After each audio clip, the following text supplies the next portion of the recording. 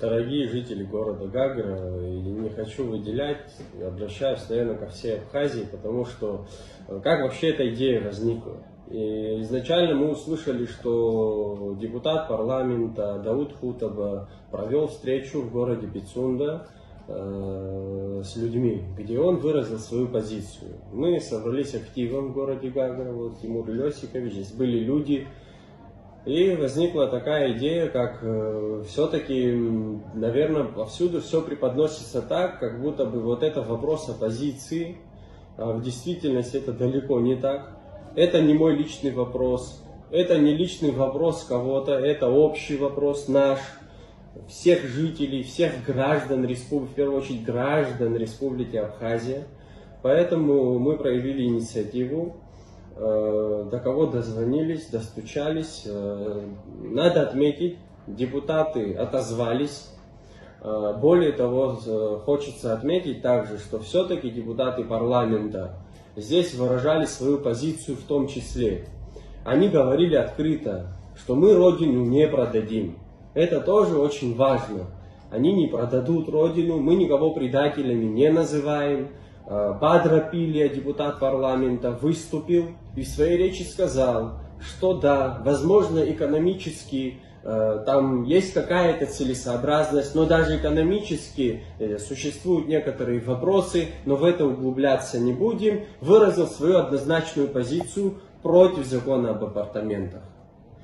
Народ стал аплодировать, конечно же, народ его поддержал. Нашу позицию мы уже озвучили по этому поводу. У нас возникает ряд вопросов, и, дорогие граждане, я хочу, чтобы мы все хотим, наверное, чтобы вы задались вопросом, почему это не гостиницы, почему это не отели, почему это не пансионаты, не здравницы, почему это не коттеджи, почему именно апартаменты?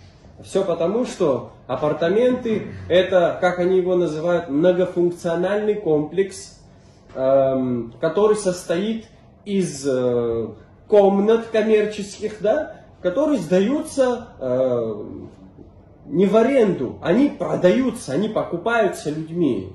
Фактически я могу быть собственником нескольких апартаментов, то есть это комнат размещения, да, и проживать там более 150 дней. В любой день выехал, вернулся, там нахожусь. Вся инфраструктура, которая там строится, не будет принадлежать ни вам, ни мне, ни нам. Нас туда никто не запустит заниматься бизнесом. От налоговых платежей мы так сильно не заживем, от тех налоговых, о которых говорят, по той причине, что там озвучиваются налоговые, длительные налоговые каникулы, преференции различного уровня. У нас еще вопросы. Экологически мы справимся, у нас свалки горят. Наверное, мы не справимся. На этот вопрос ответа очевидного нет.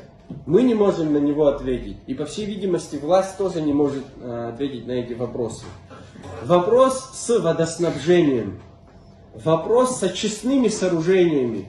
Сегодня некоторые гостиницы восстановились, уже возникают эти вопросы. Мы уже сегодня не можем с этим справиться. Что нам делать завтра, когда у нас будет до 2030 года, как нам говорят, будет застроена Абхазия апартаментами. Уже говорят о восточной части, хотя изначально этот законопроект говорил обо всей Абхазии. И пусть скажут, кто разработал этот законопроект и кто его лоббирует. Пусть у каждого законопроекта, у каждой бумаги, у проекта есть автор. Это должен быть президент, правительство, депутаты парламента, ну кто-то должен быть. Мы считаем, что любой законопроект, в котором уже есть хоть доля сомнения, не подлежит рассмотрению. Вот это наша однозначная позиция.